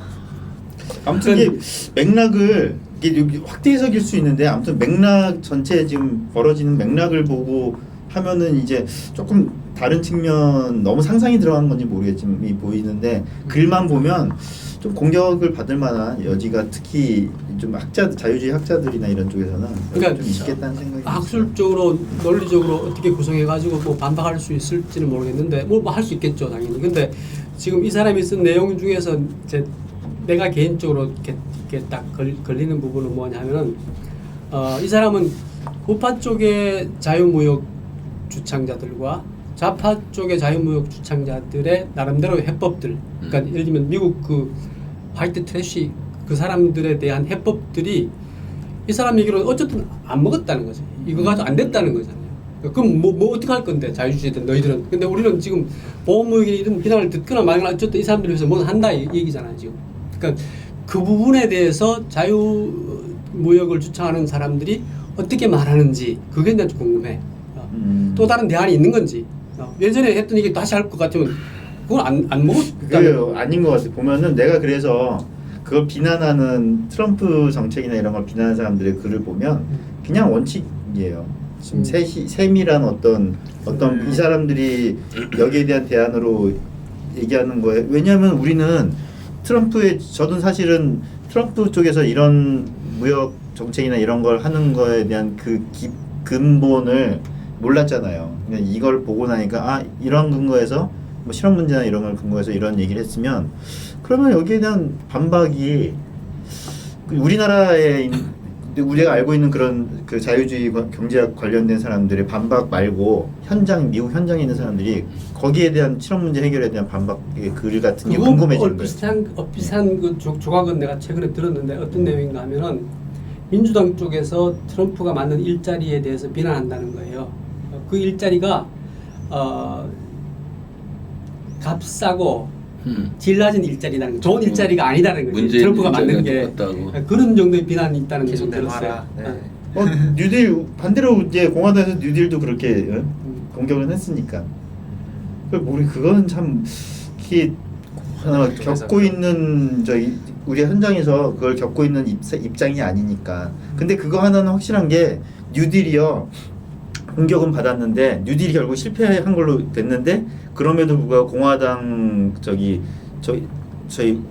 대통령이 한동안은 뉴딜에 비슷한 것들을 계속 내밀긴 했어요. 내밀고 그리고 그거를 이제 반대하는 목소리는 계속 나오고 그게 성숙된 다음에 이제 어느 순간 베리 골드워터가 나와서 왜냐하면 뉴딜이 끝난 시기하고 베리 골드워터가 출연한 시기가 굉장히 한 10년, 20년 있어요. 그러니까 그 사이 동안에는 뉴딜의 연장선이 좀 정도를 덜해가면서 계속 내밀 수밖에 없었다는 거지. 그 워낙에 파퓰리즘의 그 분위기였기 때문에 그거는 그런 거라면 만약에 이 친구들이 민주당이 그런 백인들 사회나 그런 소외된 어떤 유색인종들을 꼬드겨 가지고 그렇게 했다면 그런 공화당이 그 비슷한 식으로 끌고 오는 패턴은 전에 미국의 대통령 선거 역사를 보면 뭐 그거는 새로운 건 아닐 수 있다. 근데 거기에서 어떤 식으로 자꾸 조금 전환해 나가느냐의 기술적인 문제, 그건 정말 정치인만의 기술의 문제니까 그래서 그런 측면에서 볼 수는 있겠다는 생각은 좀 들어요. 그러니까 참 세상에 단순하지 않은 걸 단순하게 만들려고 그러니까 지금 이제 그런 비판하는 사람들이 야 이거 틀렸어 원칙에서 어긋나. 근데 원칙이라는 거를 나는 고수해야 될 그러니까 우리가 지금 이제 뭐 자유주의, 보호주의 뭐 이런 거 얘기할 때 그 주의들조차도 나는 어떤 거 하나 딱 놓고서 여기에 다 갖다 맞춰야 된다는 생각에 별로 그렇게 호응하지 않아요. 저는. 예. 저도 잠깐 들었던 생각이 뭔가 하면은 그 자유주의는 여전히 잘 드는 칼이에요. 잘 썰려. 그러니까 말하자면 어떤 그 효용이 있는 거죠. 근데 이제 이거를 가지고 뭘 어떻게 쓸지는 또 다른 문제인 거예요. 근데 만약에 반드시 이 칼을 이렇게 써야 된다고 말하면 그거는 교조주의자인 거지. 그렇죠. 네. 교조주의요. 네. 그러니까 원론 원론주의. 거기 집착하고. 사실은 말의 표현이 그건가요? 자유방임에 대한 네, 그쵸. 무조건적인 고수. 근데 이제 그거는 좀 문제가 그러니까 있다는 얘기. 약간 그러니까 뭐 하이에크의 뭐 구체적인 사항들이 뭐 동시에 뭐 고정된 건 없다 이렇게 하는 게 오히려 사실은 사실 원칙을 고정한 게 아니라 구체적인 걸 고정시키려고 하는 거죠. 그러니까 사실은 오히려 그러니까 원칙에 대한 집착이 아니라 구체적인 방식에 대한 집착인 거예요. 그러니까 근데 맞아, 방식. 그거는 우리가 지향하는 건 방식은 사실은 아니거든. 그러니까 사실은 이게 이론 자체의 문제가 아니고 사실 이론 한마디로 이거죠. 자유를 지키는 것이 가장 윤리적인 정치 구조다라고 한 건데 그거를 실현하는 방식은 뭐 당연히 현실을 고려해서 사실은 그 이론 자체가 나온 것부터가 역사적으로 현실을 바라보고 이래야 한다라고 한 건데 지금 현실을 무시하고 그렇게 하는 건 사실 오히려 그 이론의 출현 과정에도 맞지 않는 거죠. 그냥 그 이론을 뭐 현실에서 도출된 것이 아니라 그냥 뭐 이건 신이 우리에게 준 거니까 이거는 현실이 어떻든 이건 무조건 받아들여야 돼 이런 태도는 저는 이게 옳지 않은 건데 그렇다고 그게 원칙적인 사고 자체가 잘못됐다라고 생각하지는 않아요. 아무튼 다만 안타까움 같은 거 있어요. 내가 갖고 있는 좀 안타까움 같은 건 트럼프 방식에 뭐 거기는 워낙 좀 그런 강한 대통령을 좀 좋아하고 따르고 카리스마 이런 걸 같지만 좋아하는 사람 많지 않아요. 근데 그 방식이나 이런 것들 내세우는 게 너무 좀 위험하죠. 이 사람이 어떻게 맞먹냐에 따라서 어떻게 해석해서 어떻게 해도 다 합리화될 수 있는 정도로 맞아요. 어정쩡하게 그러니까 그 불안한 느낌 그런 게 그러니까 옛날에 링컨이 노예제 해방을 놓고 사실은 그보다 더 캐더라는 사람이었나 그 노예제 해방을 더 강력하게 주장한 그 휘그 출신의 그 자유당 출신의 그 공화당 합류한 사람이 있는데 그 사람은 실제로 그 흑인이랑 같이 살았어요. 그 부인이 흑인이고 그랬어 몰래 같이 산 부인이. 근데 그 사람은 정말로 그 흑인 노예 해방을 제대로 하려고 주장한 사람인데 그 사람이 항상 누구요? 이름 생각 안 나 찾아봐봐. 근데 그 사람이 그 링컨이 중간에 껴가지고 민주당도 꼬셔야 되고 이런 좀 급진적이라고 할까? 정말 원리 원칙적인 아, 노예 해방주의자 네. 그 사람도 꼬시면서 이 사람이 동의하게 하고 따라오게 하고 하는데 거기서는 사실 인간적인 신뢰 이 사람은 그 링컨이 정말 노예 해방을 해줄지 안 할지 대충 민주당하고 합의해서 대충 넘어갈지에 대한 의심도 있고 두려움도 있단 말이에요. 근데 그런 두려움이 있지만 링컨이 원하는 대로 그 큰 목소리 안 내고 이렇게 조용히 참아주고 이런 장면들 보면서 정치 현실은 결국에는 신뢰하지 않으면 안 되는 어떤 그게 결국엔 그래서 맞아요. 정치인의 카리스마라는 게 참 의미가 네. 있는 것이 그래서 거기에 대한 불안감. 그렇죠. 내가 이제 그렇지만 이 사람이 정말 과연 이렇게 할까 이런 거에 대한 우리만의 망상 아닐까? 약간 그런 불안감 같은 시선으로 바라보게 되고 자꾸 이렇게 의심하는 말을 하게 되고 그럴 수밖에 없는 건 같긴 해요. 이건 좀 그냥 그러니까 약간 사람이 불안하잖아요, 그죠? 근데 불안한데 또 이렇게 길게 보면 일관된 면도 있고 또 몇몇 기사들을 보면 일부러 불안하게 비치는 면이 있어요. 그 사람의 협상 전략이야 일종의. 그러니까 협상력을 높이기 위한 예측 불가능성을 연출하는 거야. 근데 그렇다는 얘기를 들었는데 실제로 주변 사람들 중에 그런 증언을 하는 사람들이 또 있죠, 그죠? 그때 트럼프가 나한테 이렇게 물었다. 니키 헬리 같은 경우에 내가 이렇게 말하면 어떻게 볼까? 뭐 이런 식으로 자기가 가늠을 하는 거죠. 주변 사람한테 한번 얘기해 보기도 하고. 그러니까 약간 연출하는 것이 있는 것 같아요. 그러니까 불안하게 보이는 게 당연한 거야. 그 사람이 그렇게 연출하니까. 그러니까 어떻게 말이 되는지 모르겠는데. 그리고 트럼프를 그렇게 불안하게 표현하는 것도 있어요. 그 언론이.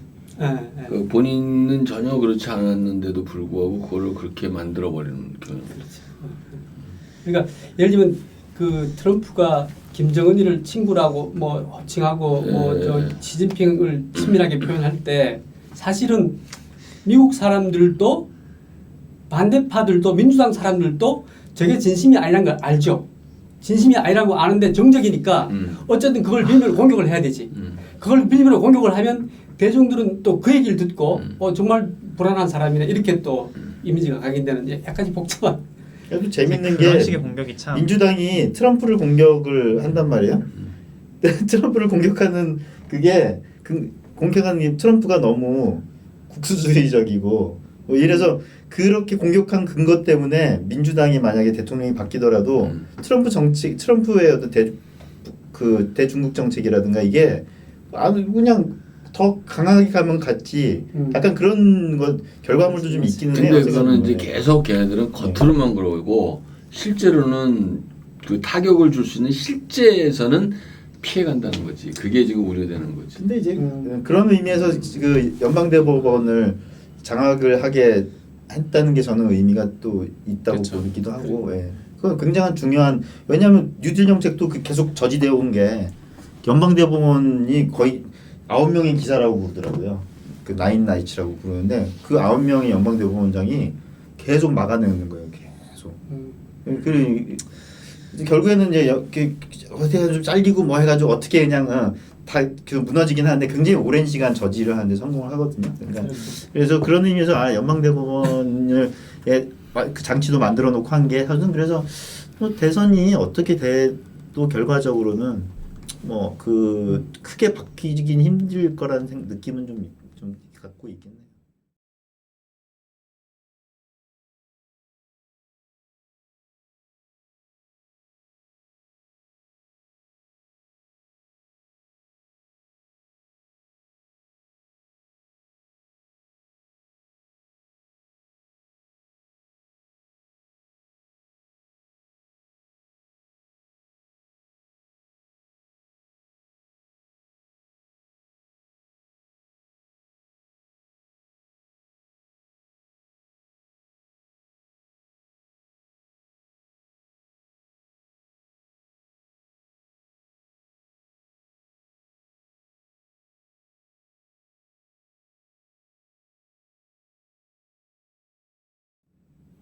근데 그거 예측이 너무 달라가지고 우리 같은 그냥 일반인은 뭐 어느 쪽을 막. 근데 이제 모르겠어. 이거 우리 이거 녹화될 거니까 한번 한번 예측 한번 해봐요. 누가 될 것 같아요? 형님 당연히 트럼프 된다. 누님도 네, 트럼프 된다고 저는 보고 너는 아니 지금 들은 저는 별로 많이 못 들었지만 트럼프 될 것 같. 그래? 너도? 형님은요? 저는 트럼프가 되기를 바래요. 아 이게 누가 근데 현실적으로 누가 될 것 같아요? 트럼프가 될 것 같아. 네, 나는 이충훈 박사님 많이 이렇게 동의하는 편이거든. 그러니까 저도 그분한테 영향을 많이 받아서 그런가. 저도 사실은 트럼프가 될 것 같긴 하거든요. 돼야 합니다. 돼야 하는 게 아니라 돼야 하는 거랑 돼야 하는 게 아니고 그럼 내기가 안 되네. 다르죠. 다른 문제죠. 근데 이제 무슨 소리냐? 근데 이게 부끄러운 기록이 될지 우리가 정말 대단한 어떤 작두를 탄 게 될지 모르겠는데 아무튼 만장일치로 트럼프가 될 거라는 결론이 나긴 하네. 재밌네. 그러니까 나는 다른 것도 그렇지만요. 그 바이든에 대한 적극 지지자들이 적다는 거. 그게 내가 지난번 미국 대선 저 투표 이걸 봤어요. 그 결과를 봤더니 힐러리가 뭐 만방으로 깨진 게 아니야. 삐끗. 그때 대중표는 힐러리가 많았다는 얘기가 맞아요. 저 받은 표수로는. 근데 캘리포니아에서 왕창 먹어가지고 근데 지금 캘리포니아도 부정선거 의혹이 있어요. 캘리포니아도. 근데 캘리포니아에서 왕창 먹어가지고 표는 뭐 몇백만 표 됐다고 차이가 났다고 해도 가져온 표는 거의 어차피 캘리포니아 건데. 주로 한정되어 있습니다. 그거 50건 제일 많아요 캘리포니아가. 그렇지만 나머지 주에서 박빙으로 이렇게 해가지고 트럼프가 이겨가지고 이긴 거거든 결과적으로는. 그러니까 적극적인 지지자들이 많아서 그날 지금 어쩌면은 진짜로 여론조사에서도 트럼프 지지자가 더 작을 수도 있어요. 실제로. 하지만 중요한 거는 당일날 과연 투표를 하고 투표에 참가를 해서 트럼프를 찍고 당일날 그러니까 그 투표에 참가해서 바이든을 찍는 사람들이 그 중에 몇 명이냐가 더 중요한 것 같아. 근데 트럼프 쪽은 그 동기가 굉장히 세요. 내가 당장 아까 얘기했던 저 화이트 트래시 백인 그 남자들 그 사람들이 그리고 요새는 이제 쿠바 뭐 흑인 여기서도 저 멕시칸들 이 사람들도 이제 지원한다 그러는데 나는 뭐 그걸 내가 직접 느끼진 못했지만 나는 충분히 그럴 가능성이 있다고 그래. 전통적인 민주당 지지자들을 정말 끌어올 만한 자꾸 구호니까 그렇다고 하면 근데 왜 한 명만 끌어와도 사실은 2명 효과잖아요. 그런 측면에서는 그리고 그러니까 안 보여준 건 아니니까 왜냐하면은 뭐 품질이 낮고 뭐 어쩌고 얘기하지만 사실은 결과물은 있었으니까. 그리고 정말 트럼프 연설을 들어보면은 그 사람 좋아할 수밖에 없어. 좋아할 수밖에. 트럼프의 그 진지함. 네. 그다음에 달변이에요. 근데 홍준표도 연설 잘했는데. 홍준표는 미안하지만 홍준표는 정말 트럼프 인상하고 홍준표 인상하고 경박함이 있고 홍준표 다르고 나는 아까 그거는 두 분이 빠져서 그런 거지. 아니 나는 아까 무슨 얘기가 하고 싶었냐면 물론 나는 될 거라고 생각하는데 돼야 한다고 내가 그렇게 했던 이유는 아까 모리님이 이렇게 얘기했어요. 뭐 트럼프가 되든 안 되든 트럼프가 뭐 이러저러 했던 정책은 그러한 이유 때문에 유지가 되고 어떻게 되면 더 푸시가 될 것 같다라고 얘기하는데 나는 다른 건 몰라. 난 딱 한 가지 때문에 난 트럼프를 지지하는데 그건 이제 많은 다른 사람들이랑 다른 건데 어쨌든 트럼프가 중공을 박살내려고 하고 중요하죠. 네, 문재인이가 중공하고 북한에만 목을 메고 있는 상황이라 그 종주를 그 가장 원천적인 거를 박살내준다면 더 많이 힘을 받지 않을까. 그래서 그 사람이 있는 것과 없는 것의 차이는 크다는 거죠. 지금 우리나라 사람들이 그런 말 많이 하거든요. 문재인이 당장 뭐 혹시 내가 내년에가 변혁의 해다. 문재인한테 뭔 일이 생길 거다. 내가 막 이렇게 뭔가를 얘기를 하면 왜냐하면 역사적으로 60년마다 그 역사는 반복이 되는데 기운이라는 게 지금 이 경자년이 예전에 저기 부정선거 했었어요. 그 다음 해에 5.16 혁명이 일어나고 이렇게 했던 것처럼 이게 지금 그러한 현상이니까 내년에 나는 뭐 이렇게라고 얘기를 했을 때 사람들이 부정적인 얘기로 이런 말을 많이 해요. 그래도 국회의원이 4년 임기 4년인데 2024년까지는 그 사람들이 표를 갖고 있고 영향력이 있기 때문에 별반 차이가 안 날 거다. 문재인이 없다 하더라도 그 사람들의 영향력이 클 거다라고 하는데 아니 있다 하더라도 원흉이 있는 것과 없는 것의 차이, 리더가 있는 것과 그러한 어떤 구심점이 있는 것과 없는 것의 차이는 엄청나게 크기 때문에 나는 트럼프를 꼭 당선돼야 된다고 생각하죠. 우리나라를 위해서. 우리 자궁비가 원래 한쪽으로 치우치면 안 되는데 아니 그거는 그냥 내. 아니 근데 소견이니까. 한쪽으로 좀 치우치는 다른 의견을 가진 사람도 있어야 아니 되는데 한쪽으로 치우치는 건 문제가 안 되는데요. 이거 돼야 한다랑 그러니까 그건 내 개인적인 돼야 한다랑 될 거다 이거를 헷갈리는 건 저는 아니 헷갈리는 게 아니라니까 될 거라고 생각을 한다. 그리고 하는 아니 일이 됐어 중요하다. 여기까지 우리 이제 마칠 시간 3시간 야 3시간짜리가 어떻게 올리냐 아무튼 잘라 얘기. 그래서 뒷부분 잘라. 오랜만에 만나서 결국 진짜 할 얘기가 뭐 있을까 싶었는데 이게 정말 할 얘기가 많네요. 재밌었고 나는 그 뒤에 그거 저기 찾으시면 한번 저기 보내주시든가 해가지고 번역해서 한번 좀 읽어봤으면 좋겠어요. 그 뒤에 그 사람 글 그래서 찾아볼게요. 조금 내 해석으로 또 바라볼 때 어떻게 또 저기 되는지도 궁금하고 모르겠어요. 지금 내가 하도 이 트럼프 얘기하시는 분들 옆에서 내가 홀려서 좀 이런 생각을 하는 건지 모르겠는데 아니 근데 네. 확실히 근데 바이든이 어떻게 할 거다 이 얘기는 그게 난 그래서 트럼프가 없으면 사실 트럼프가 될 것 같다는 느낌이 드는 게 바이든은 뭘 할 거라는 게 아무리 늦어도 안 나와요. 이게 그거는 그러면은 안 되거든. 이게 안 되거든. 바이든 당선을 바라는 사람들도 그 얘기를 안 하니까. 그러니까 이제 트럼프가 안 됐으면 해서 바이든을 찍는다는 식이면 사실은 그렇게 해서 그러면 성공하는 바이든은 데는 어떻게 할 건데? 못 갔거든요. 바이든 그러니까 오히려 불확실성이 예전엔 트럼프를 좀 사람들이 안 좋아했던 게 불확실성 때문에 안 좋아했던 건데 오히려 불확실성으로만 따지면 바이든 그래서 특히나 지금 국가적인 위기를 겪었고 그리고 이제 어떻게 할지 패턴이 파악됐으면은 그럼 당연히 어떤 정황으로 봐도 최선이 당연한 건데 근데 그런 정도로 난 가볍게 생각하고 있었는데 이게 뭐 이슈가 될 정도로 되냐 안 되냐. 이게 언론이 우리나라에 이제 조선일보가 특히 이 문제가 심각한데 트럼프에 관해서는 조선일보는 트럼프가 안 되기를 바라고 있는 거예요. 정말 그냥 그러니까 TV조선까지 그러니까 TV조선은 보통 우파가 보다가 그 생각 이렇게 보던 사람들이 TV조선이 그래도 그냥 반정부 이런 그 활동을 해왔다고 생각하다가 아니야 그랬어 진짜 지금 조선일보 TV조선을 보면은 바이든이 그러니까 트럼프가 되면 안 되는 거예요. 글이 다 그래요? 기사가 다 트럼프는 나쁜 놈이고 다 그래. 그리고 바이든 그 아들 나는 헌터 바이든 그 동영상 이것도 다. 근데 또 재밌는 게 뭐냐면은 트럼프를 지지하면 약간 좀 뭐라 그러지 노동자의 처럼 취급되는 약간 생각 없는 그런 식이 그렇게 만든 거야. 그러니까 그래서 오히려 트럼프를 반대해야 좀 이렇게 생각 있고 학식 있고 약간 이런 분위기가 있다 보니까 그래서 더더욱이 트럼프를 까는 기사가 나올지언정 트럼프를 좀 찬성하는 학자나 무슨 약간 그런 분위기도 있는 것 같아요. 뭐 근데 그거 힐러리 때도 마찬가지였죠. 약간 넌 레드넥이다, 뭐 화이트 트래시다 이런 느낌이. 근데 아무튼 그 대중적인 지지를 받은 대통령들이 보면 좀 그런 사람들은 기본적으로 있어요. 약간 좀 기반 자체가 약간 트럼프스러운 건 좀 있긴 하더라고요. 보니까는.